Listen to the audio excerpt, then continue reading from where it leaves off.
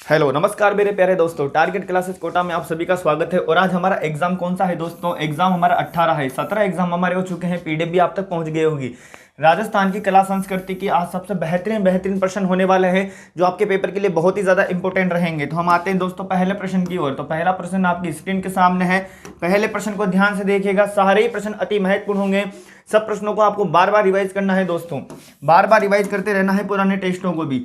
लहरी नृत्य किस जनजाति का प्रमुख नृत्य है? अब देखो, जो लहरी नृत्य है, कौन सा नृत्य? लहरी नृत्य, धाकड़ नृत्य, ये नृत्य किसके हैं? ये नृत्य हैं दोस्तों कंजर जाति के। कौन सी जाति के नृत्य हैं ये?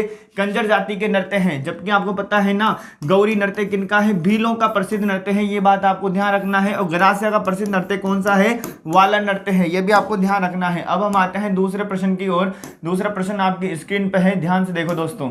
दूसरे प्रश्न को ध्यान से देखने का है। देखो यहाँ पे मैंने आपको बता रखे हैं क्षेत्रीय नृत्य। ये देखो क्षेत्रीय नृत्य हैं, ये व्यवसायिक नृत्य, जनजाति नृत्य, जनजाति में कालबेलिया, गुर्जर, मेव, बादलिया जाति के, है ना, सभी के नृत्य हैं। तो आपको ये सभी अच्छे से पढ़ लेना है, पीडीएफ में आपके ये आएंगे, सही है ना। तो मैं आपको बता देता हूँ फिर भी कौन कौन से क्वेश्चन आपके लिए इंपॉर्टेंट हो सकते हैं यहाँ से।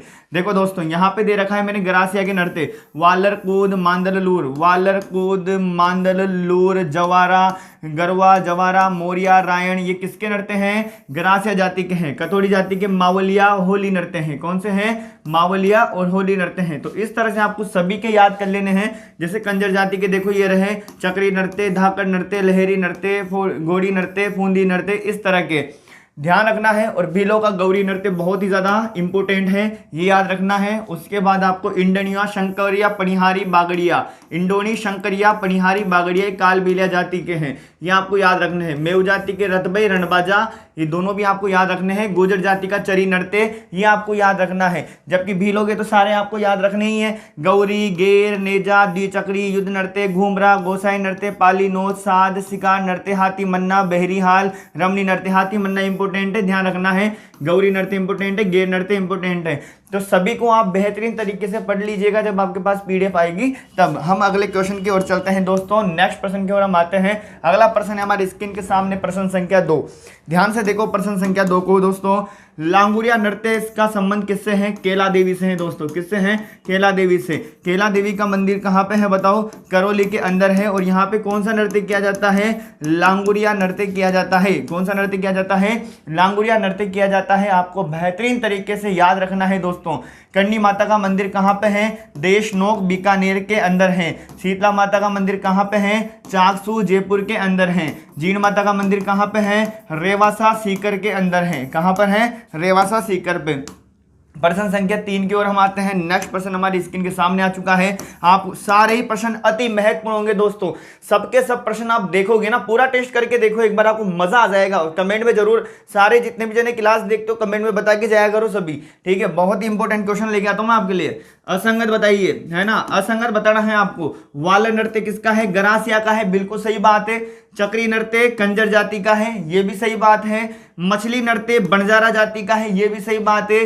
गेर नृत्य मीणा जाति का नहीं है। गेर नृत्य किसका है? भील जाति का नृत्य है। देखो चारों के चारों अति महत्वपूर्ण है दोस्तों। वाला नृत्य ग्रासिया का है, चक्री नृत्य कंजर का है, मछली नृत्य बंजारा जाति का है, गेर नृत्य भील जाति का है। तो बड़ा इंपॉर्टेंट प्रश्न है सारे के सारे। आज के प्रश्न में सारे के सारे ही क्वेश्चन आज के पेपर के अंदर राजस्थान की कला संस्कृति के रहेंगे, जो आपके पेपरों के लिए अति महत्वपूर्ण होंगे दोस्तों।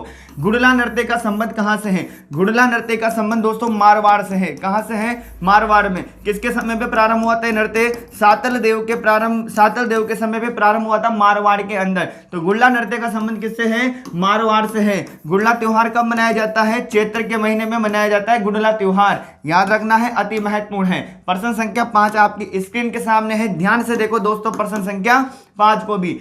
हेला ख्याल दंगल राजस्थान के किस जिले में प्रसिद्ध है? आपको बताना है। हेला ख्याल दंगल है, ये कहां पे प्रसिद्ध है? ये दौसा का प्रसिद्ध है दोस्तों। कहां का प्रसिद्ध है? दौसा का प्रसिद्ध है हेला ख्याल दंगल। एक एक प्रश्न छांट छांट के लाए गए हैं आपके सामने, बहुत ही जबरदस्त प्रश्न है। आपको इजी जरूर लग सकते हैं दोस्तों, पर पेपर के लिए इंपॉर्टेंट है, ठीक है ना। यहां में इसलिए नहीं लेके आता कि आपको नहीं आने चाहिए, ये आपको तो आने तो चाहिए। मुझे इससे मतलब नहीं होता कि आपको आने चाहिए सीधे लेके आओ, सीधे से मतलब नहीं होता है, पेपर के लिए अति महत्वपूर्ण होने चाहिए ये, और ना ही कठिन ना ही सीधे, उससे मतलब नहीं है, मतलब किससे है, केवल पेपर की दृष्टि से, पेपर की दृष्टि से इंपॉर्टेंट प्रश्न है सभी के सभी। राजस्थानी भाषा का उद्गम हुआ है अपभ्रंश भाषा से। किससे हुआ है दोस्तों? अपभ्रंश भाषा से राजस्थानी भाषा का क्या हुआ है? उद्गम हुआ है। क्वेश्चन संख्या 7, ध्यान से देखो क्वेश्चन संख्या 7 को। आज खुद क्वेश्चनों के अंदर ही इतना एक्सप्लेनेशन है, आप खुद देखिएगा। मैंने हर प्रश्न के अंदर 4-4, 5-5 प्रश्न इतने इंपॉर्टेंट ऐड किए हैं जो सारे के सारे बहुत ही ज्यादा एग्जाम की दृष्टि से अति महत्वपूर्ण है दोस्तों। असंगत बताओ। फूल डोल मेला शाहपुरा भीलवाड़ा में मनाया जाता है। कहाँ मनाया जाता है? शाहपुरा भीलवाड़ा में। फूल डोल का संबंध किससे है? राम स्नेही संप्रदाय से है। किससे है? राम स्नेही संप्रदाय की पीठ कहां पर है? शाहपुरा भीलवाड़ा के अंदर है। ये तो सही है। व्रतरी का मेला कहां लगता है? अलवर में। ये भी सही है। बेणेश्वर मेला, बेणेश्वर मेला बांसवाड़ा में नहीं लगता। बेणेश्वर मेला कहां पे लगता है? डूंगरपुर में लगता है दोस्तों। कहां पे लगता है? डूंगरपुर में लगता है बेणेश्वर मेला। यही असंगत है। जौहर मेला कहां लगता है? चित्तौड़गढ़ के अंदर लगता है। कहां लगता है? चित्तौड़गढ़ के अंदर। बताओ फूलडोल मेला कहां लगता है? शाहपुरा भीलवाड़ा के अंदर। किससे संबंधित है? राम स्नेह संप्रदाय से। मेरे साथ साथ बोलो, आपको याद होगा। राम स्नेह संप्रदाय से। व्रतरी मेला कहां पे लगता है? अलवर के अंदर। बाबू महाराज का मेला कहां लगता है? धौलपुर के अंदर। बेणेश्वर मेला कहां लगता है? नवाटपुरा डूंगरपुर के अंदर लगता है। जौहर मेला कहां लगता है? चित्तौड़गढ़ के अंदर लगता है। चलो क्वेश्चन संख्या 8 की ओर हम आते हैं। क्वेश्चन संख्या 8, ध्यान से देखो। गलत जोड़ा बताइए। क्या बताना है आपको? गलत जोड़ा बताइए। सीताबाड़ी का मेला कहां लगता है? 12 के अंदर लगता है। कौन सी जाति से संबंधित है? सहरिया जाति का कुंभ कहलाता है। ये क्या कहलाता है? सहरिया जाति का कुंभ। नारायणी माता का मेला कहां लगता है? अलवर के अंदर। कहां लगता है बताओ? अलवर के अंदर। बादशाह का मेला कहां लगता है? ब्यावर अजमेर में। ये भी सही है। जलझूलनी एकादशी का मेला बूंदी में लगता है। बिल्कुल गलत है। जलझूलनी एकादशी का मेला चित्तौड़गढ़ के अंदर लगता है दोस्तों। कहां लगता है? चित्तौड़गढ़ के अंदर लगता है। बूंदी में तो कजली तीज का लगता है। किसका लगता है? कजली तीज का मेला लगता है। बताओ सीताबाड़ी का मेला कहां लगता है? 12 के अंदर। नारायणी माता का मेला अलवर के अंदर। बादशाह का मेला ब्यावर अजमेर के अंदर। जलझूलनी एकादशी का मेला चित्तौड़गढ़ के अंदर लगता है दोस्तों। कजली तीज का मेला कहां लगता है बताओ? बूंदी के अंदर लगता है। क्वेश्चन संख्या 9 को ध्यान से देखो दोस्तों। बड़ा ही इंपॉर्टेंट गजब का क्वेश्चन है। देखो वही घूम के प्रश्न आ चुका है। फूल डोल उत्सव मनाया जाता है। राम स्नेह संप्रदाय से संबंधित है। किससे संबंधित है? राम स्नेह संप्रदाय से संबंधित है। फूल डोल उत्सव राम स्नेह संप्रदाय से संबंधित है। और कहां मनाया जाता है? शाहपुरा भीलवाड़ा के अंदर। कहां पे मनाया जाता है? शाहपुरा भीलवाड़ा से। निम्बास संप्रदाय की पीठ कहां पे है बताओ? सलेमाबाद अजमेर के अंदर। कहां पे है? सलेमाबाद अजमेर के अंदर है। ध्यान रखना है। क्वेश्चन संख्या 10 की ओर हम आते हैं। क्वेश्चन संख्या 10 आपकी स्क्रीन के सामने है। देखो असत्य कथन बताना है। क्या बताना है? असत्य कथन। आज के क्वेश्चन पेपर के अंदर 50 क्वेश्चन है, पर लगभग 200 के लगभग प्रश्न रहेंगे आज के। 200 से ऊपर मान के चलो आप। हर प्रश्न के अंदर 5-5, 4-4 प्रश्न है। असत्य कथन बताना है। क्या बताना है? असत्य कथन बताना है। बताओ जलझूलनी 11 भाद्रपद शुक्ल एकादशी को मनाई जाती है। बिल्कुल सही बात है ये दोस्तों। मैं आपको एक बात बता देता हूं आगे बढ़ने से पहले। जो आपको मैंने दे रखे हैं ना प्रश्न, हर एक जो लाइन है ना, मैंने डायरेक्ट कहीं एक किताब से ऐसे नहीं उठा रखे कि सीधा का सीधा प्रश्न उठा दिया। हर लाइन इंपॉर्टेंट है, इसलिए मैंने अलग अलग जगह से इनको उठाया है। अलग अलग एग्जाम की दृष्टि से इंपॉर्टेंट है। मतलब कहीं ना कहीं ये वाला अलग एग्जाम है, ये वाला अलग एग्जाम है, ये अलग वाला एग्जाम, अलग अलग एग्जामों में आए हुए प्रश्न है। तो सभी को एक के साथ जोड़ा हुआ प्रश्न है। तो आपको हर बड़ा विश्वास के साथ में हर प्रश्न को ध्यान से याद कर लेना है। बस इतना बात ध्यान रखना है। जलझूलनी 11 का मेला कब लगता है? भाद्रपद शुक्ल एकादशी को लगता है। तो ऐसे आपके सामने नहीं आने वाला, पर आपके सामने ऐसे आ सकता है। जलझूलनी 11 का मेला कब लगता है? भाद्रपद शुक्ल एकादशी का। एक लाइन में भी तो आपके सामने क्वेश्चन आ सकता है ना इस तरह से। तो बताओ जलझूलनी 11 का मेला कब लगता है? भाद्रपद शुक्ल एकादशी के दिन मनाई जाती है ये। आषाढ़ पूर्णिमा को सत्य पूर्णिमा भी कहा जाता है। ये गलत बात है, यही असत्य बात है। सर कैसे हुआ? क्योंकि जो आषाढ़ पूर्णिमा है ना, उसे सत्य पूर्णिमा नहीं कहा जाता है। जो सत्य पूर्णिमा है वो कहा जाता है नारियल पूर्णिमा को। किसे कहा जाता है? नारियल पूर्णिमा को कहा जाता है। और नारियल पूर्णिमा किसे कहा जाता है? श्रावण पूर्णिमा को कहा जाता है, जब हम राखी मनाते हैं। ध्यान रखना है आपको। आई बात समझ में? ध्यान से सुनना मेरी बात को। आषाढ़ पूर्णिमा आंसर नहीं आएगा। सत्य पूर्णिमा कहते हैं किसको? नारियल पूर्णिमा को कहा जाता है। किसको कहा जाता है? नारियल पूर्णिमा को। मतलब सत्य पूर्णिमा श्रावण पूर्णिमा को कहा जाता है। यहाँ आषाढ़ लिख रहा है इसलिए गलत हो गया ये। ठीक है। चंदन षष्ठी व्रत बड़ा इंपॉर्टेंट है, ध्यान रखना। चंदन आया हुआ एग्जाम में है, ये ध्यान रखना। चंदन षष्ठी व्रत उप छठ को कहा जाता है। बिल्कुल सही बात है, ये भी ध्यान रखना। जो चंदन षष्ठी व्रत है वो किसे कहा जाता है? उबछठ को कहा जाता है। चैत्र शुक्ल तृतीया को गणगौर मनाई जाती है, ये भी सही बात है। देखो कितने क्वेश्चन इंपोर्टेंट हो गया आपके यहां से। देखो मेरी बात को ध्यान से समझना सुनना। जलजूलनी का मेला कहाँ लगता है? चित्तौड़गढ़ के अंदर लगता है। जलजूलनी ग्यारस कब आती है? भाद्रपद शुक्ल एकादशी को आती है जलजूलनी ग्यारस। आषाढ़ पूर्णिमा को निकेत सत्य पूर्णिमा, सत्य पूर्णिमा किसे कहते हैं? नारियल पूर्णिमा को। नारियल पूर्णिमा किसे कहते हैं? श्रावण पूर्णिमा को। राखी कब मनाई जाती है? श्रावण पूर्णिमा को। चंदन षष्ठी व्रत कब मनाया जाता है? उपछठ के दिन मनाया जाता है। गणगौर कब मनाई जाती है? चैत्र शुक्ल तृतीया के दिन मनाई जाती है। कब मनाई जाती है? चैत्र शुक्ल तृतीया के दिन। क्वेश्चन संख्या 11, ध्यान से देखो क्वेश्चन संख्या 11 को। असत्य कथन बताना है। क्या बताना है? असत्य कथन आपको बताना है दोस्तों, ध्यान से देखना इस बात को। कोडामार होली का संबंध अजमेर से है, बिल्कुल सही बात है। कोडामार होली कहाँ मनाई जाती है? अजमेर में मनाई जाती है सर। बूंदी का कजली तीज का त्योहार प्रसिद्ध है, ये भी सही बात है। बताओ कजली तीज का त्योहार कहाँ मनाया जाता है? बूंदी के अंदर। सर्वाधिक गीतों वाला त्योहार गणगौर है, ये भी बिल्कुल सही बात है। सर्वाधिक गीतों वाला त्योहार कौन सा है? गणगौर है। गणगौर का त्योहार 30 दिन तक मनाया जाता है, ये गलत बात है सर। 30 दिन तक नहीं मनाया जाता, बट गणगौर का त्योहार 18 डेज तक मनाया जाता है। 18 दिन तक मनाया जाता है गणगौर का त्योहार, ध्यान रखना इस बात को। पहले पता नहीं हो तो ध्यान रखना। चलो क्वेश्चन संख्या 12, क्वेश्चन संख्या 12 को ध्यान से देखो, बड़ा ही गजब का वेरी वेरी इंपॉर्टेंट है क्वेश्चन। देखो ध्यान से दोस्तों, कजली तीज के त्योहार के संबंध में असत्य कथन बताना है। कजली तीज के त्योहार के बारे में यहाँ पे कौन सी बात गलत है वो आपको बतानी है। कजली तीज के दिन केवल, ध्यान से समझना मेरी बात को, देखो मैं दोबारा बोल रहा हूं आपके सामने यहाँ। कजली तीज के संबंध में कथन बताना है आपको। कजली तीज के दिन केवल कुंवारी कन्याएं नीम के वृक्ष की पूजा करती है। पहला तो ये हो गया। दूसरा देखो, कजली तीज को सातुड़ी तीज भी कहा जाता है, बिल्कुल सही बात है। कजली तीज को सातुड़ी तीज भी कहा जाता है। कजली तीज का त्योहार बूंदी जिले में मनाया जाता है, ये भी सत्य बात है। कजली तीज का त्योहार भाद्रपद कृष्ण तृतीया को मनाया जाता है, ये भी सही बात है। कहने का मतलब ये हुआ कजली तीज पूरी तरह क्लियर आपके सामने हो चुके। सब गलत बात कौन सी है? गलत बात है ये वाली। कजली तीज के दिन केवल कुंवारी कन्याएं नीम के वृक्ष की पूजा करती है।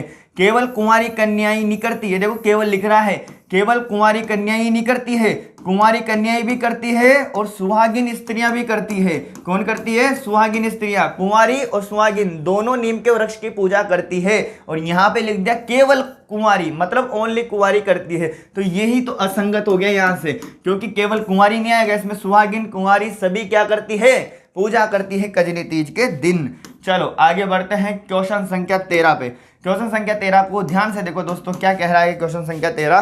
क्वेश्चन संख्या 13 को ध्यान से देखिएगा, क्या बोल रहा है? राजस्थान में त्योहारों का आगमन और समापन किस किस त्योहार के संबंध में माना जाता है? तीज त्योहारा बावड़ी ले डूबी गणगौर, है ना। कहने का मतलब है कि त्योहारों का आगमन होता है श्रावण तीज से। किस होता है? श्रावणी तीज से त्योहारों का आगमन होता है। जब तो कहते हैं तीज त्योहारा बावड़ी ले डूबी गणगौर, मतलब त्योहारों को लेके डूब जाती कौन? गणगौर। तो त्योहारों का आगमन किससे होता है? श्रावणी तीज से होता है। किससे होता है? श्रावणी तीज से त्योहारों का आगमन होता है, जबकि समापन किससे होता है? गणगौर से होता है। किससे होता है? गणगौर से। तो यही इसका सही जवाब हो जाएगा। तो प्रश्न संख्या 14 की ओर हम आते हैं। 14 प्रश्न आपकी स्क्रीन के सामने है। असंगत कथन आपको बताना है। असंगत बताइए। आ रहा है नहीं आ रहा दोस्तों? मजा आ रहा है नहीं आ रहा? बताओ। देखो कितने क्वेश्चन है, मतलब असंगत बताइए। और सारे के सारे कितने इजी और अच्छे प्रश्न डाल रखे हैं जो एग्जाम की दृष्टि से वेरी इंपॉर्टेंट है दोस्तों। असंगत बताइए, है ना। इजी नहीं है ये, पेपर की दृष्टि से बहुत ही ज्यादा इंपॉर्टेंट है, बस ये ध्यान रखना। वेली कृष्ण रुक्मणी वचनिका, वेली कृष्ण रुक्मणी वचनिका ग्रंथ किसका है? पृथ्वीराज राठौर का है, ये बिल्कुल सही बात है। वेली कृष्ण रुक्मणी वचनिका किसका है? बताओ। पृथ्वीराज राठौर का है, पृथ्वीराज राठौर का। अचलदास खींची वचनिका शिवदास गार्डन्स का है ये। अचलदास खींची वचनिका किसका है? बताओ। शिवदास का। ये सारे ग्रंथ याद कर लेना, अगर याद नहीं हो तो याद हो तो बढ़िया बात है, बाकी इंपॉर्टेंट है सारे के सारे। तो बताओ वेली कृष्ण रुक्मणी वचनिका किसकी है? पृथ्वीराज राठौर की। अचलदास खींची वचनिका किसकी है? शिवदास की। धरती दोहरारी किसकी है? बताओ। कन्हैयालाल सेठिया की, ये भी सही बात है। वंश भास्कर श्यामल दास की नहीं है, वंश भास्कर किसकी है? सूर्यमल मिश्रण की। किसकी है बताओ? सूर्यमल मिश्रण की है क्या? वंश भास्कर। सूर्यमल मिश्रण की है वंश भास्कर, और जबकि श्यामल दास की है वीर विनोद। चारों पांचों ग्रंथ क्या है? इंपॉर्टेंट है। अगला प्रश्न फिर देखो, असंगत बताइए। क्वेश्चन संख्या 15 में भी क्या बताना है? फिर असंगत बताना है। बहुत ही ज्यादा अति महत्वपूर्ण पेपर है दोस्तों आज का, ये कला संस्कृति आपका निपटा देगा ये। देखो असंगत बताइए। हमीर हट के लेखक कौन है? चंद्रशेखर। कौन है बताओ? चंद्रशेखर। हमीर हट के लेखक कौन है? चंद्रशेखर है सर। हमीर महाकाव्य के कौन है? नयन चंद्र सूरी। हमीर हट, हट का क्या आएगा? चंद्रशेखर। हमीर महाकाव्य, इसका क्या आएगा? नयन चंद्र सूरी। ठीक है। बिसल देव रासो, नरपति नाहल। बताओ बिसल देव रासो का लेखक कौन है? नरपति नाहल है। खुमान रासो का पद्मनाभ नहीं है, ये बात आपको याद रखना है। ये गलत हो जाएगा क्योंकि पद्मनाभ तो कानड़ देव प्रबंध वाले का लेखक है। तो आपको इंपोर्टेंट ग्रंथ है सारे के सारे ही याद रखना है। हमीर हट चंद्रशेखर का है, हमीर महाकाव्य नयन चंद्र सूरी का है, बिसल देव रासो नरपति नाहल का है। मैं आपसे एक बात बता देना चाहता हूं, पीछे के सभी टेस्ट, ये वाला टेस्ट सभी बार बार रिवाइज कर लीजिएगा। बहुत ही ज्यादा महत्वपूर्ण प्रश्न है सभी के सभी। क्वेश्चन संख्या 16 पर आते हैं दोस्तों। क्वेश्चन संख्या 16 को ध्यान से देखो। क्वेश्चन संख्या 16 क्या कह रहा है? सुनो, नींबू चना कांड पहली बात तो कहां से संबंधित है? अलवर से संबंधित है। नींबू चना कांड के समय अलवर का शासक कौन था? अलवर का शासक महाराजा जयसिंह था। कौन था? महाराजा जयसिंह। मैं आपसे एक प्रश्न पूछना चाहता हूं कि नींबू चना कहां पर है? अलवर में। दूसरा प्रश्न पूछना चाहता हूं आपसे और आपका जवाब होना चाहिए नींबू चना कांड के समय अलवर का शासक कौन था, तो आपका जवाब क्या होना चाहिए? महाराजा जयसिंह था। अगर मैं आपसे पूछूं कि नींबू चना कांड है वो कब हुआ, तो आपको बताना है 14 मई 1925 को। अगर मैं आपसे पूछ लूं तो आप क्या बताओगे? 14 मई 1925 इसका सही जवाब बता दोगे। 9 अगस्त 1925 पेशान में आया दोस्तों काकोरी कांड। इंडिया लेवल में पढ़ा रखा है मैंने आपको, है ना। काकोरी कांड हुआ था कब? 9 अगस्त 1925 को। प्रश्न संख्या 17 आपकी स्क्रीन के सामने है, ध्यान से आपको देखना है। कितना गजब का क्वेश्चन है देखो। निम्न आंदोलनों के प्रारंभ वर्ष में कौन सा सही नहीं है, इसको ध्यान से देखो। यहाँ पे आपको एक तरफ किसान आंदोलन दे रखे हैं, कब प्रारंभ हुए थे, मतलब शुरुआती सन दे रखे हैं। इन सभी के प्रारंभ वर्ष हैं, सब क्या है? प्रारंभ वर्ष। अगर आपने बिजोली आंदोलन का दूसरा चरण याद कर रखा हो, तीसरा कर रखा हो, उससे मुझे मतलब नहीं है। मतलब किससे है कि यहाँ पे ये प्रारंभ कब हुए थे, उन तारीखों से यहाँ पे मतलब है। बिजोली आंदोलन क्या 1895 में हुआ था क्या? नहीं हुआ था। 1897 में हुआ था बिजोली आंदोलन। कब हुआ था? 1897 में हुआ था, 3 चरणों में। 1897 में, 1916 में, 1927 में, ध्यान रखना। और 1897 के समय पहला जो साधु सीताराम दास था, इसका संस्थापक बिजोलियावाला का। 1916 के अंदर विजय सिंह पथिक था और आगे फिर माणिक्यलाल वर्मा रहता है। सीकर आंदोलन का प्रारंभ 1912 में हुआ, ये बिल्कुल सही बात है, ये तो तीनों सही है। अब सीकर आंदोलन कब हुआ? 1912 में। डाबड़ा कांड कब हुआ? 1947 में। बताओ डाबड़ा कांड कब हुआ? 1947 में हुआ। चंडावल घटना कब हुई? 1945 में। तो क्या असंगत है यहाँ पे? ये वाला ही गलत है, ओनली ये वाला गलत है, क्योंकि बिजोली आंदोलन 1895 में नहीं हुआ।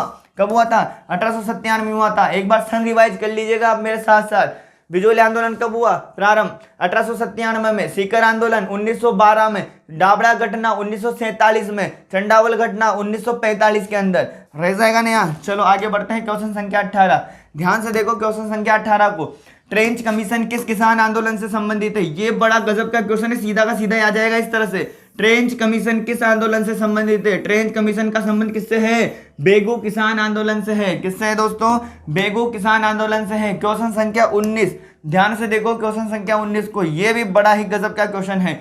महाराणा स्वरूप सिंह किस प्रथा को अवैध घोषित किया था? बताना है आपको। जो महाराजा स्वरूप सिंह थे, पहली बात तो महाराजा स्वरूप सिंह उदयपुर के राजा हैं, एक तरफ से मेवाड़ के। कहाँ के हैं? उदयपुर के हैं। और आपको पता है ना उदयपुर के अंदर कौन सी प्रथा बंद हुई थी एक तरह से? किसको अवैध घोषित किया था? डाकन प्रथा को। किसको किया था? डाकन प्रथा को। क्योंकि महाराणा स्वरूप सिंह ने किस प्रथा को अवैध घोषित किया था? बताओ। डाकन प्रथा को। कौन सी प्रथा को? डाकन प्रथा को इन्होंने अवैध घोषित किया था, ये आपको याद रखना है, रह जाएगा ना याद। और डाकन प्रथा को जो अवैध घोषित किया था वह किया था दोस्तों, हाँ वो किया था अपने यहाँ पे लगभग 1853 में। कब किया था? 1853 के अंदर किया था, ध्यान रखना है आपको, है ना। इस तरह से सन आपको याद रखने हैं। सती प्रथा, कन्यावध, समाधि प्रथा, इससे पहले वाले वीडियो में मैंने सारे आपको क्लियर करके बताए थे। सती प्रथा का भी बताया था, कन्यावध का वेद कोटा से संबंधित है, समाधि प्रथा का जयपुर से संबंधित है, सती प्रथा का सभी बताए थे मैंने, डाकन प्रथा का उदयपुर से संबंधित है, बताए थे नहीं बताए थे? बताए थे। रह जाएगा ना यहाँ। चलो आगे बढ़ते हैं क्वेश्चन संख्या 20 की ओर।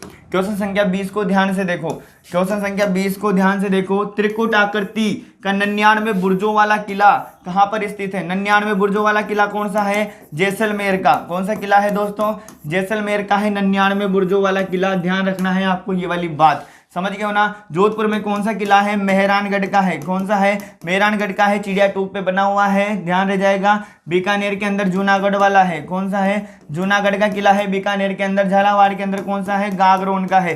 कौन सा है? गागरोन का है, जो जल दुर्ग की श्रेणी में आता है। क्वेश्चन संख्या 21 की ओर हम आते हैं। क्वेश्चन संख्या 21 ध्यान से देखो, क्वेश्चन संख्या 21 को दोस्तों, 21 को ध्यान से देखना है।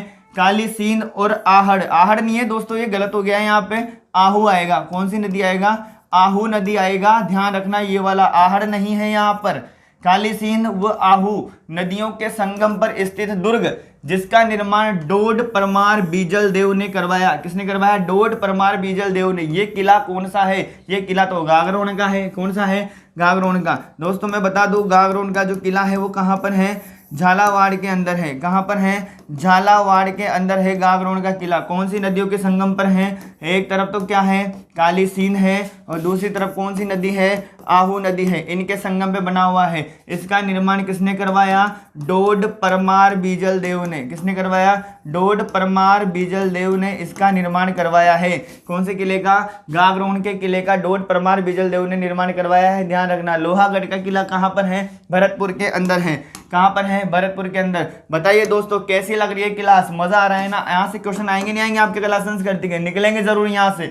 किस दुर्ग की सुरक्षा व्यवस्था, किस दुर्ग की सुरक्षा व्यवस्था से प्रभावित होकर अबुल फजल ने, किसने? अबुल फजल ने लिखा कि अन्य सब दुर्ग नंगे हैं जबकि ये दुर्ग क्या है? बख्तरबंद है। अन्य सब दुर्ग क्या है? नग्न है, जबकि ये दुर्ग क्या है? बख्तरबंद है, मतलब पहाड़ियों से गिरा हुआ है। ऐसा किसने बोला? अबुल फजल ने बोला है। अन्य सब दुर्ग नग्न है, ये दुर्ग बख्तरबंद है। ये बात रणथंभौर के लिए बोली गई है। किसके लिए बोली गई है? रणथंभौर के लिए बोली गई है। बट आपसे पूछा जा सकता है किसने बोली? अबुल फजल ने बोली है। किसने बोली है? अबुल फजल ने बोली है। रणथंभौर के अंदर शाखा 1301 के अंदर हुआ था, हमीर देव वाला, ध्यान रखना। और मोहम्मद शाह को क्या दी थी? यहाँ पे शरण दी थी। कुंभलगढ़ का किला कहाँ है? राजसमंद में है। गागरोन का किला कहाँ है? झालावाड़ में है। तारागढ़ राजस्थान का, जिब्राल्टर अजमेर के अंदर है। चलो क्वेश्चन संख्या 23 ध्यान से देखो। क्वेश्चन संख्या 23 को दोस्तों क्या कह रहा है? क्वेश्चन संख्या 23, नौलखा दरवाजा निम्नलिखित में से राजस्थान के किस जिले में स्थित है या किस किले का भाग है? नौलखा दरवाजा कौन से किले का भाग है? वो है रणथंभौर का। कौन से किले का भाग है? रणथंभौर के अंदर है नौलखा दरवाजा। बहुत बार पूछा जाता है प्रश्न, नौलखा दरवाजा कौन से किले में है? रणथंभौर में। रणथंभौर कहाँ पे है? सवाई माधोपुर में। जूनागढ़ का किला कहाँ पर है बताओ दोस्तों? बीकानेर के अंदर है ना। जमीन का जेवर भी इसे कहा जाता है। कोषवर्धन दुर्ग बहुत ही ज्यादा इंपॉर्टेंट है ये शेरगढ़ का नाम है दोस्तों। किसका नाम है? शेरगढ़ के किले का नाम है। कोषवर्धन दुर्ग कहाँ पे है? 12 के अंदर है। बड़ा इंपॉर्टेंट है, ध्यान रखना है। बसंतगढ़ सिरोही के अंदर है। चलो क्वेश्चन संख्या 24 की ओर। क्वेश्चन संख्या 23 है, ध्यान से देखना है आपको। क्वेश्चन को ध्यान से देखो दोस्तों। राजस्थान के 6 पर्वतीय किलों का वर्ष 2013 में यूनेस्को की विश्व विरासत सूची में शामिल किया गया था। निम्न में से कौन सा किला शामिल नहीं है? कहने का मतलब ये हुआ कि हमारे 2013 के अंदर, कब? 2013 के अंदर राजस्थान के 6 किले, कितने किले? 6 किले किसके अंदर शामिल किए थे? यूनेस्को के अंदर शामिल किए थे। किसके अंदर? यूनेस्को के अंदर शामिल किए थे। अब उन किलों के नाम आपको बताने हैं। और यहाँ पूछ रहा है कि इसमें से कौन सा नहीं था। यहाँ यूं पूछ रहा है कि कौन सा नहीं था, मतलब 6 किले थे ना, 6 में से ये बता रहा है कि यहाँ कौन सा नहीं है। तो ध्यान रखना, आपको याद रखना है चीकू, आम, गाजर, फल फ्रूट के नाम याद रखने हैं। चीकू, आम, गाजर याद रखना है आपको। ये सर ये क्या है? चीकू, आम, गाजर। वैसे तो फल फ्रूट है ये, बट ये अभी क्या है? इसकी ट्रिक है अभी तो इसकी है। वैसे तो क्या है? फल फ्रूट है।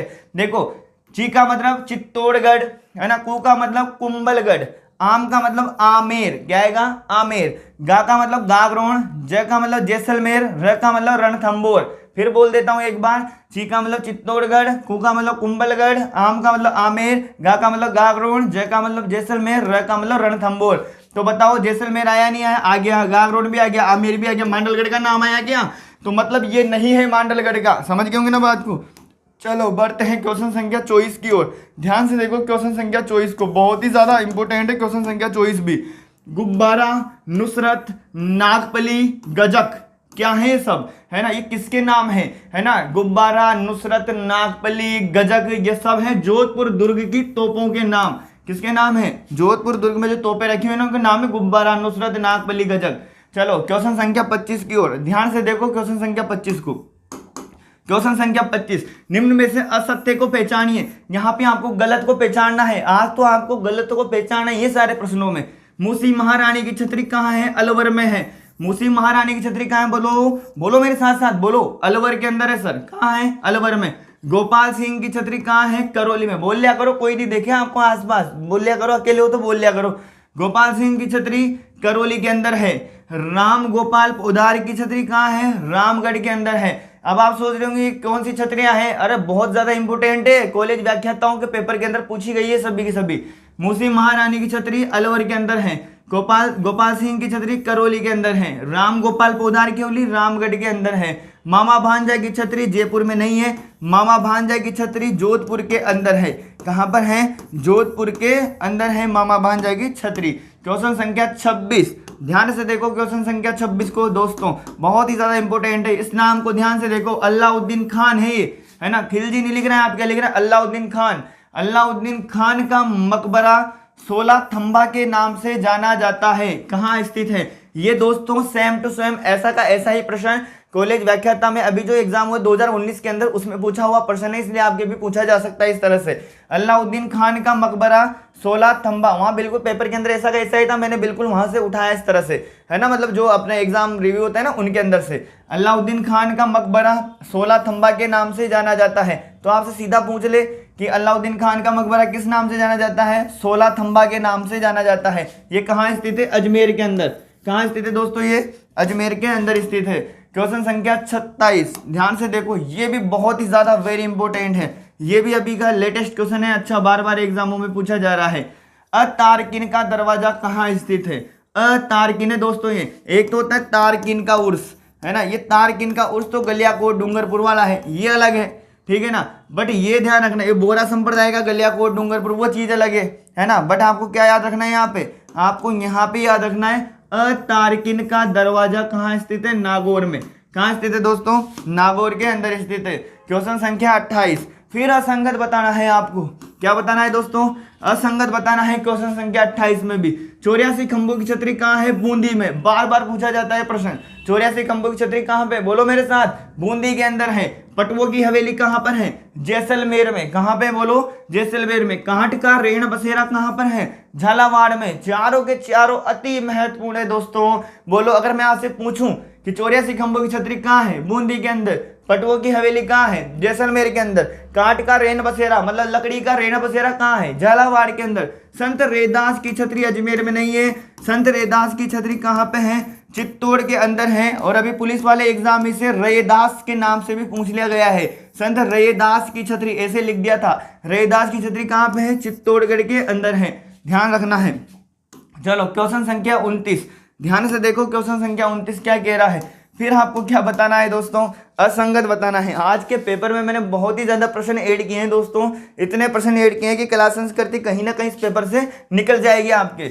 असंगत बताइए, मतलब यहाँ से बैठने के पूरे चांस रहेंगे इस एग्जाम के अंदर, क्योंकि कल्चर ज्यादा फोकस कर ली ना मैंने आज के पेपर में, इसलिए। शीला देवी के मान सिंह ने करवाया, मतलब यूं है प्रश्न, शीला देवी का जो मंदिर है उसका निर्माण किसने करवाया? मान सिंह ने करवाया। आपको ऐसे पढ़ना है, शीला देवी के मंदिर का निर्माण किसने करवाया? मान सिंह ने करवाया। शीला देवी का मंदिर कहाँ पे? आमेर जयपुर के अंदर है।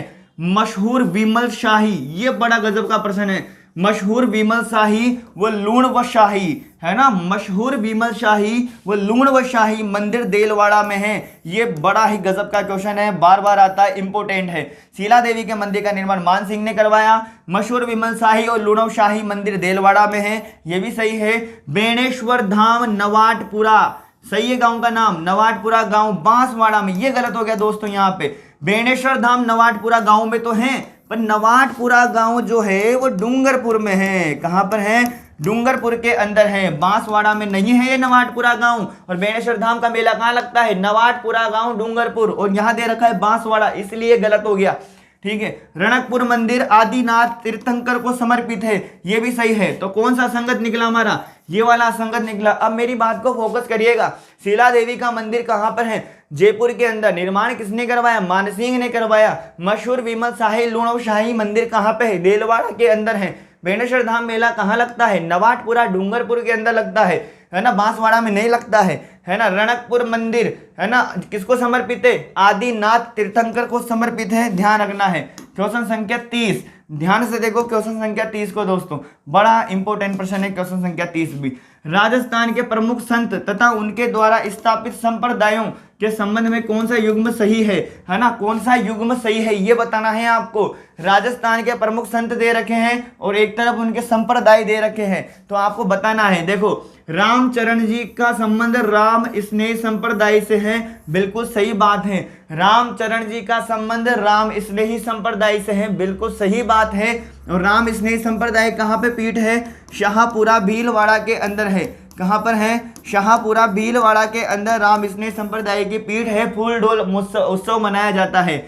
लालगिरी जी का संबंध अलखिया संप्रदाय से है, और अलखिया संप्रदाय कहाँ स्थित है? बीकानेर के अंदर स्थित है, ये भी सही बात है। हरिदास जी का संबंध निरंजनी संप्रदाय से है, ये भी सही बात है। ये जगह पड़ती है डीडवाना नागौर में। इसका संप्रदाय कहाँ पे? पीठ डीडवाना नागौर के अंदर है। गाडा डीडवाना नागौर के अंदर है निरंजनी संप्रदाय। संत दास जी की कहाँ है? गुदर संप्रदाय। बिल्कुल सारे के सारे ही यहाँ पे क्या हैं? सारे के सारे ही हैं राइट। ठीक है, ध्यान से समझना मेरी बात को। रामचरण जी का संबंध राम स्नेह संप्रदाय से है। लालगिरी जी का संबंध अलखिया संप्रदाय से है। हरिदास जी का संबंध निरंजनी संप्रदाय से है। संत दास जी का संबंध गोदर संप्रदाय से है। सारे के सारे यहाँ क्या हैं? सही हैं। चलो आगे बढ़ते हैं। क्वेश्चन संख्या 31, ध्यान से देखिएगा क्वेश्चन संख्या 31 को। संत धन्ना किस जिले में जन्म हुआ? संत धन्ना का जन्म किस जिले में हुआ? संत धन्ना का जन्म, है ना, ध्यान रखना, जन्म किस जिले में हुआ है? जन्म किस जिले में हुआ है संत धन्ना का? टोंक के अंदर हुआ है, धुवन टोंक में। कहाँ पे हुआ है? धुवन टोंक के अंदर, धुवन गांव टोंक के अंदर किसका जन्म हुआ है? संत धन्ना जी का जन्म हुआ है। संत पीपा की जो छतरी है वो कहाँ पे है? गागरोन झालावाड़ में है। कहाँ पे है? गागरोन झालावाड़ के अंदर है। 84 खंभों की छतरी कहाँ पर है? बूंदी के अंदर है। चलो आगे बढ़ते हैं। क्वेश्चन संख्या 32, क्वेश्चन संख्या 32 को ध्यान से देखो दोस्तों। क्वेश्चन संख्या 32 को ध्यान से देखना है। निम्न में से कौन सा जोड़ा सही नहीं है? निम्न में से कौन सा जोड़ा सही नहीं है? इस बात को फोकस करिएगा, कौन सा जोड़ा सही नहीं है ये बताना है। मारवाड़ उत्सव कहाँ मनाया जाता है? जोधपुर में। बिल्कुल सही है गुरुजी, बिल्कुल सही बात है। मारवाड़ उत्सव कहाँ मनाया जाता है? जोधपुर में मनाया जाता है। हाथी उत्सव कहाँ मनाया जाता है? जयपुर में मनाया जाता है। ऊंट महोत्सव कहाँ मनाया जाता है? बीकानेर के अंदर मनाया जाता है। थार महोत्सव कहाँ मनाया जाता है? जैसलमेर में नहीं मनाया जाता है। थार महोत्सव बाड़मेर में मनाया जाता है। कहाँ मनाया जाता है? बाड़मेर के अंदर। फिर सर जैसलमेर में भी तो ऐसा ही कुछ मनाते हैं, मरु महोत्सव मनाते हैं। क्या मनाते हैं जैसलमेर में? मरु महोत्सव मनाया जाता है जैसलमेर के अंदर, जबकि थार महोत्सव बाड़मेर के अंदर मनाया जाता है। तो बताओ मुझे, ग्रीष्म महोत्सव कहाँ मनाया जाता है? माउंट आबू शिरोई में। शरद महोत्सव भी वहीं मनाया जाता है। मारवाड़ उत्सव जोधपुर में, हाथी महोत्सव उदयपुर में, ऊंट महोत्सव बीकानेर में, थार महोत्सव बाड़मेर में, मरु महोत्सव जैसलमेर में। ध्यान रखना है सारी की सारी बातों को। क्वेश्चन संख्या 33, ध्यान से देखो क्वेश्चन संख्या 33 को। घोटिया अंबा मेला कहाँ बढ़ता है? घोटिया अंबा मेला कहाँ बढ़ता है? बांसवाड़ा में। कहाँ पे बढ़ता है? बांसवाड़ा में बढ़ता है। बड़ा इंपॉर्टेंट और सीधा सा प्रश्न है, बार बार आता रहता है। ये देखो अगला प्रश्न भी बहुत ही ज्यादा गजब का प्रश्न है। मोहम्मद शाह किस राजस्थानी चित्रकला शैली के प्रसिद्ध चित्रकार थे। अब यहाँ जो प्रश्न लेके आओ ना मोहम्मद शाह, ऐसे प्रश्न बहुत होते हैं दोस्तों, बहुत सारे चित्रकार होते हैं, पर ये अति महत्वपूर्ण प्रश्न है, इसलिए लेके आया हूं मैं आपके सामने। मोहम्मद शाह किस राजस्थानी चित्रकला शैली के प्रसिद्ध चित्रकार हैं? ये हैं जयपुर शैली के प्रसिद्ध चित्रकार हैं। ध्यान रखना, नाथ द्वारा से किसका संबंध है? पिछवाइया कला का संबंध है। पिछवाई कला का संबंध कहाँ से है? नाथ द्वारा राज संबंध से है। सही युग्म है। अब यहाँ पे क्या बताना है आपको? सही युग्म बताना है। सही युग्म है मतलब सही युग्म कौन सा है ये बताना है आपको। देखो, नाथ द्वारा पिछवाई कला, बिल्कुल सही बात है। नाथ द्वारा के अंदर पिछवाई कला है नहीं है? है। किशनगढ़ शैली का संबंध बनी ठनी से है नहीं है? है। राजस्थान के मोनालिसा कहा जाता है, सावन सिंह का संबंध है इससे, नागरीदास। ठीक है, किशनगढ़ शैली का संबंध बनी ठनी से है नहीं है? बताओ। है सर। जोधपुर शैली का डोला मारू से संबंधित है नहीं है? है। तो तीनों की तीनों अति महत्वपूर्ण है और सभी सही हैं। क्या है? सभी की सभी क्या है? ये सारी ही सही हैं। क्वेश्चन संख्या 36, ध्यान से देखो क्वेश्चन संख्या 36 को। गलत युग्म बताइए। फिर देखो दोस्तों ध्यान से, गलत युग्म बताइए। और सारे गलत युग्म के अंदर इतने अच्छे क्वेश्चन डाल रखे हैं मैंने, बहुत ही गजब से। अब आप खुद बताइए, कमेंट करके जरूर आ जाया करो। अगर आप पूरी क्लास पढ़ते हो मेरी तो कमेंट जरूर किया करो, कैसी लग रही है क्लास, ये तो जरूर बता के जाया करो, ताकि मुझे पता तो लगे क्लास बढ़िया लग रही है। बस गलत क्वेश्चन पे फोकस करते हो कि सर ये गलत हो गया, या अरे सही जो क्वेश्चन होते हैं उनको भी बताया करो कि भाई हाँ कैसा लग रहा है वीडियो में। गलत युग्म बताना है आपको। इसमें क्या बताना है? गलत युग्म बताना है। तल्लीनाथ जी का संबंध कहाँ से है? पांचोटा गांव जालोर से।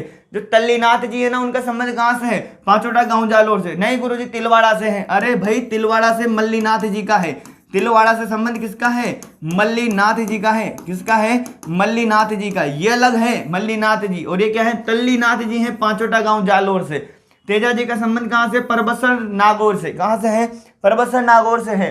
देवनारायण जी का संबंध आसिंद भीलवाड़ा से है, यह भी सही जवाब है। पाबू जी का संबंध कोलू मंड गांव फलोदी जोधपुर से है, जैसलमेर से नहीं है। कहां से है पाबू जी का संबंध? पाबू जी का जो संबंध है वो है कोलू मंड गांव। कौन सा गांव? कोलू मंड गांव। कौन सा गांव है दोस्तों? कोलू मंड गांव फलोदी जोधपुर के अंदर से संबंधित है। किसका? पाबू जी का। और यहाँ क्या लिख दिया? जैसलमेर, इसलिए ये असंगत हो गया दोस्तों। रायका रेबारी जाति के आराध्य देव है पाबू जी। ऊंट की पूजा करते हैं रायका रेबारी जाति के लोग। ऊंट बीमार होने पे इसलिए ऊंटों के देवता पाबू जी को भी कहा जाता है। चलो, क्वेश्चन संख्या 36 हमारा क्लियर। क्वेश्चन संख्या 37 की तरफ ध्यान से देखिएगा। थाकना शैली है ना, देखो दोस्तों ध्यान से, थाकना शैली कौन से नृत्य की है? जो थाकना शैली है ना, इस शैली का संबंध कौन से नृत्य से है? इस शैली का संबंध है डोल नृत्य से। कौन से नृत्य से संबंधित है? डोल नृत्य से संबंधित है। थाकना शैली का ध्यान रखना है। कौन से नृत्य से है? थाकना नृत्य का संबंध डोल नृत्य से। डोल नृत्य का संबंध कहां से है? जालोर से है। कहां से है? जालोर से है डोल नृत्य का। ध्यान रखना, गीदड़ नृत्य का संबंध कहां से है? शेखावाटी से है। कहां से है? शेखावाटी से गीदड़ नृत्य का। बम नृत्य का संबंध कहां से है? भरतपुर से है। कहां से है? भरतपुर से। अग्नि नृत्य का संबंध कहां से है? बीकानेर से है। कत्रियासर बीकानेर से जसनाती संप्रदाय का नृत्य है। जबकि थाकना नृत्य कौन सी शैली है? डोल नृत्य। चलो आगे बढ़ते हैं। क्वेश्चन संख्या 38, गुरालिया क्या है ना? गुरालिया क्या है सर, है ना? ये गुरालिया क्या है? गुरालिया क्या है? बहुत इंपॉर्टेंट है, अभी लेटेस्ट एग्जामों में आया 2018 जाने 19 के एग्जाम में। गुरालिया क्या है? गुरालिया है कालबेलियों का वाद्य यंत्र। क्या है? कालबेलियों का वाद्य यंत्र है गुरालिया। क्वेश्चन संख्या 39, ध्यान से देखो क्वेश्चन संख्या 39 को दोस्तों, ध्यान से देखना है क्वेश्चन संख्या 39 को। क्या कह रहा है 39? राजस्थान के किस शहर में होली के दौरान, है ना, क्या कह रहा है? राजस्थान के किस शहर में होली के दौरान रम्मत का आयोजन किया जाता है? पर्सन आपसे पूछना चाहता है कि रम्मत का आयोजन आखिरकार कहाँ होता है? रम्मत का आयोजन होता है बीकानेर के अंदर। कहाँ पे होता है?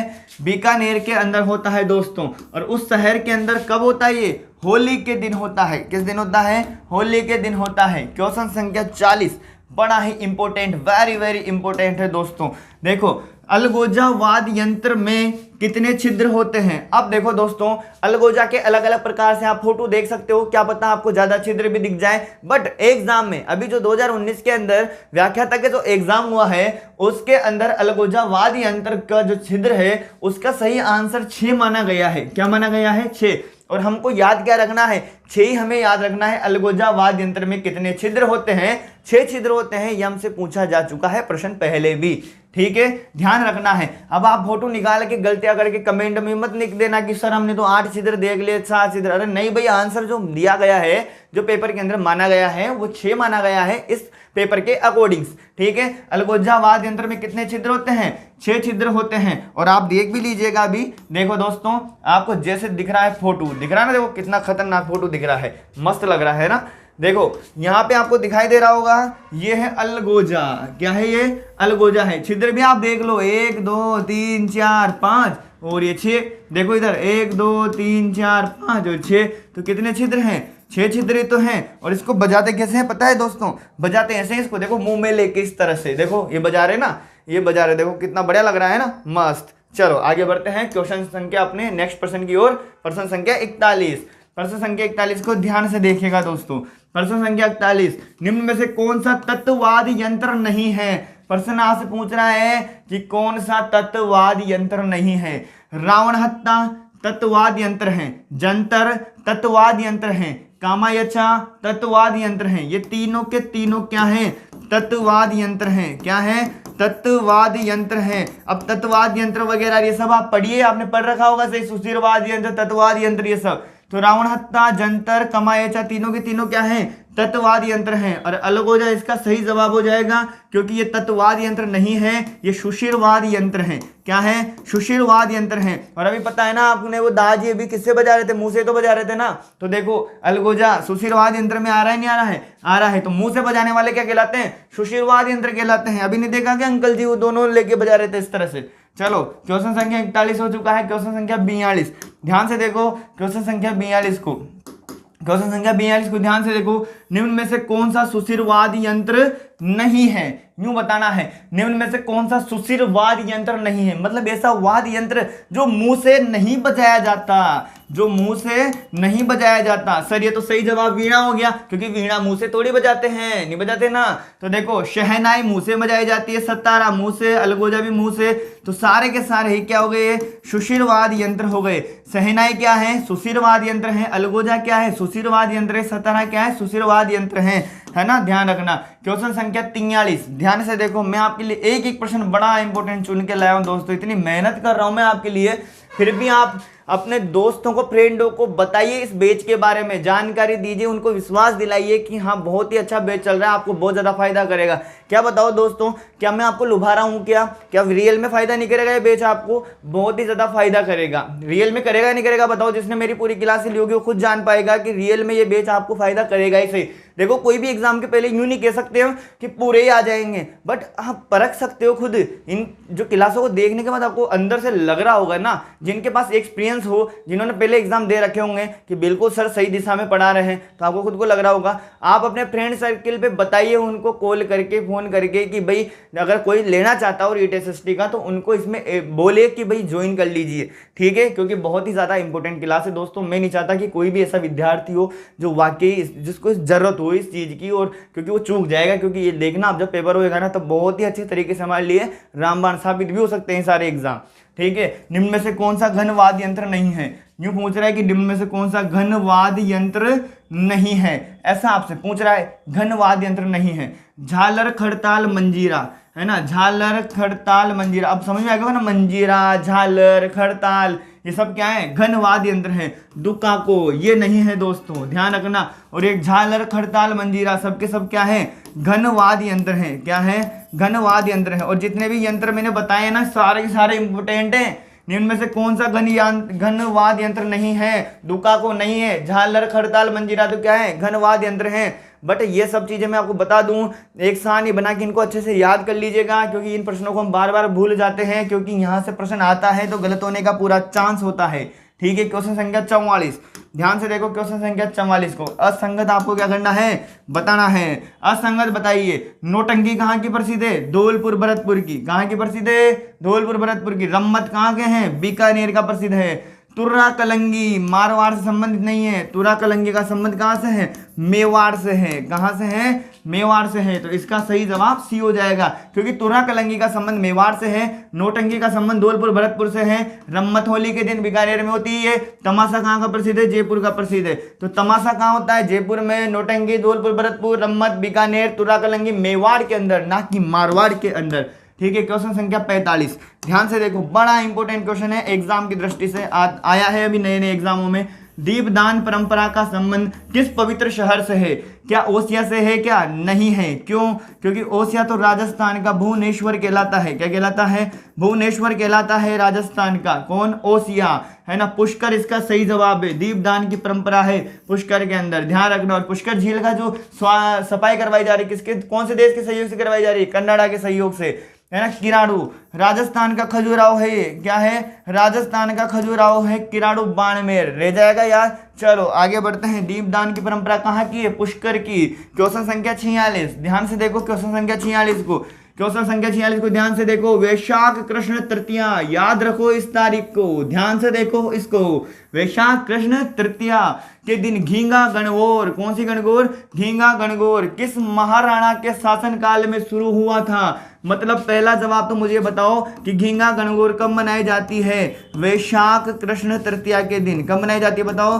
वैशाख कृष्ण तृतीया के दिन मनाई जाती है। पहला जवाब तो ये। दूसरी बात, घींगा गणगौर का संबंध कहाँ से है? मेवाड़ से संबंधित है। और कहाँ मनाई जाती है? उदयपुर के अंदर। कहाँ मनाई जाती है? उदयपुर के अंदर। अब हमें जवाब देना है कि चैत्र वैशाख कृष्ण तृतीया के दिन घींगा गणगौर किस महाराणा के शासनकाल में शुरू हुआ था? अमर सिंह के शासनकाल में। किसके शासनकाल में चालू हुआ था ये? अमर सिंह के शासनकाल में। क्वेश्चन संख्या 47 ध्यान से देखो, क्वेश्चन संख्या 47 को दोस्तों क्या कह रहा है? क्वेश्चन संख्या 47, आबू पर्वत कहाँ पड़ता है? पहली बात तो सिरोही के अंदर। कहाँ पड़ता है? सिरोही के अंदर पड़ता है। आबू पर्वत में फैली पहाड़ियां भाकर पट्टा, कौन सी पहाड़ियां हैं? आबू पर्वत के अंदर जो पहाड़ियां फैली हुई है ना, उनका नाम क्या है? भाकर पट्टा। क्या नाम है? भाकर पट्टा। दोबारा प्रश्न पढ़ रहा हूं। आबू पर्वत के पूर्व में पहाड़ियों में भाकर पट्टा कहे जाने वाले क्षेत्र में कौन सी जनजाति निवास करती है? अब आप सब समझ गए होंगे। सिरोही कौन सी जनजाति है? गरासिया जनजाति है। गरासिया जनजाति कहाँ निवास करती है? सिरोही के अंदर। कौन सा नृत्य इनका प्रसिद्ध है? वाला नृत्य इनका घूमर कहलाता है ना। राजस्थान का जो गरासिया का घूमर कहलाता है, वाला नृत्य कहलाता है। सांसी नृत्य, जो सांसी नृत्य है अपना, इसका संबंध किधर से है? भरतपुर से है। डामोर का संबंध कहाँ से है? डूंगरपुर से है। कथोड़ी का संबंध कहाँ से? उदयपुर से है। तो इन जनजातियों के नाम याद रखना है आपको। चलो क्वेश्चन संख्या 48 ध्यान से देखो, क्वेश्चन संख्या 48 को देखो, कितना इंपोर्टेंट प्रश्न है ये भी। असंगत बताइए, टेराकोटा कहाँ का प्रसिद्ध है? मोलेला गांव नाथ द्वारा राज संबंध का है। कहाँ का है? मोलेला गांव नाथ द्वारा राज संबंध का प्रसिद्ध है। क्या?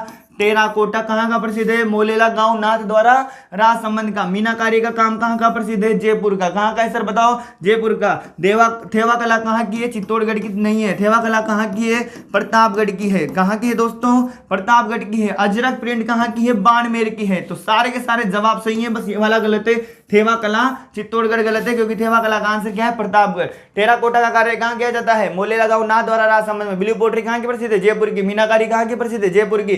थेवा कला कहाँ की प्रसिद्ध है? प्रतापगढ़ की है। अजरक प्रिंट कहाँ की है? बाड़मेर की। मलिर प्रिंट कहाँ की है? बाड़मेर की है। ध्यान रखना है। मथिरन कला कहाँ की? बीकानेर की। चलो क्वेश्चन संख्या 49, क्वेश्चन संख्या 49 को ध्यान से देखिएगा। ध्यान से देखो, ध्यान से देखो दोस्तों। देखो, मीनाकारी कला राजस्थान में सर्वप्रथम किसके द्वारा लाई गई है ना? मीनाकारी कला का संबंध कहाँ से है? पहला जवाब हमारा होना चाहिए जयपुर।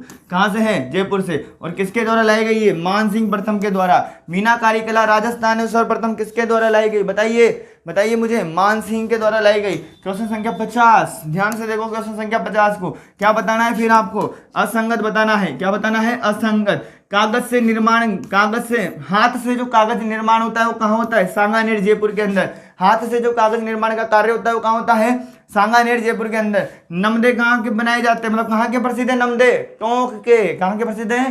टोंक के प्रसिद्ध हैं। ब्लू पोट्री कहाँ की प्रसिद्ध है? जयपुर की, है ना। मिट्टी के बर्तनों पर, नीले रंग के मिट्टी के बर्तनों पर चित्रकारी ब्लू पोट्री कहलाती है। ठीक है। खेसला निर्माण, लेटा गांव सही है, पर लेटा गांव जालोर वाला सही है।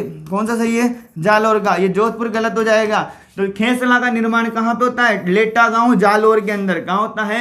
लेटा गांव जालोर के अंदर होता है खेसला निर्माण। अब बताइए दोस्तों मुझे, ये हो गए हमारे 50 क्वेश्चन। कितना मजा आया आज के टेस्ट में। क्या आपके लिए रामबाण साबित नहीं होंगे क्या? जरूर होंगे ये सारे के सारे क्वेश्चन आपके लिए। बट आपको क्या करना है, पीछे वाले क्लासों का भी रिवाइज कर लीजिएगा। अगर दोस्तों मेरा मकसद अगर 50 क्लास खत्म करना होता तो अभी तक हम 18 क्लास पे नहीं रुके रहते, अब तक हम 50 के करीब ही होते। बट आपने देखा होगा क्या हमें 50 जाने के बाद ही थोड़ी मतलब है, हमें क्या पहले हमारे एग्जाम में कवर होने वाले क्वेश्चन अगर हमारे हो रहे हैं तो पहले हमें उस पर फोकस करने हैं ना, जहां से हमें एग्जाम कवर करना है। हमें टारगेट थोड़ी कि 50 टेस्ट होंगे तो वहीं से पेपर बैठेगा। पेपर तो आपके आने वाले निकलने वाले 15 में से बैठ सकता है, किधर से भी बैठ सकते हैं, क्वेश्चन तो कहीं से भी आ सकते हैं। इसलिए जितने एग्जाम हो गए पिछले वालों को उनको ध्यान से रिवाइज करिए, बार बार इनको भी रिवाइज करिए दोस्तों, रिवाइज करिए। अपने स्तर पर पढ़ाई तो कर ही रहे होंगे आप, बट इनको भी रिवाइज करते रहिएगा, क्योंकि यहाँ पे आपने देखा होगा कि 1 घंटे के अंदर हम क्या चीज पढ़ डालते हैं, है ना, कितना पढ़ डालते हैं। बस मैं इतना ही कहना चाहता हूँ, इस बैच के अंदर और जनों को शामिल कीजिए, अपने रिश्तेदार फ्रेंड सर्किल वालों को बताइए कि भाई रीट एसएसटी तांडव बैच विश्वास कीजिए। आपने विश्वास की क्या बात है, आप खुद ने पढ़ के देख लिया होगा कि किस तरह से क्लासें चल रही है। दोस्तों आपने देखा होगा कि कोई भी हम बैच खरीदते हैं तो उसके अंदर हम पूरे वीडियो तो बड़ी मुश्किल से देख पाते हैं, बट यहाँ पे आप हर वीडियो को आराम से देख पाते हो और सारी क्लास कंटिन्यू देखते हुए चल रहे हो नहीं चल रहे हो। ठीक है, अच्छा लगा तो लाइक वाइक कर लिया करो और साथ में बता दिया करो कमेंट में कि भाई हमने पढ़ ली क्लास विलास, कैसा लग रहा है कैसा नहीं। अपने अनुभव जरूर बताया करो, उसे पता तो लगता है कि भाई हाँ आप क्लास ले रहे हो। ठीक है दोस्तों, धन्यवाद, बाय बाय। आपकी तैयारी अच्छे से करते रहिएगा।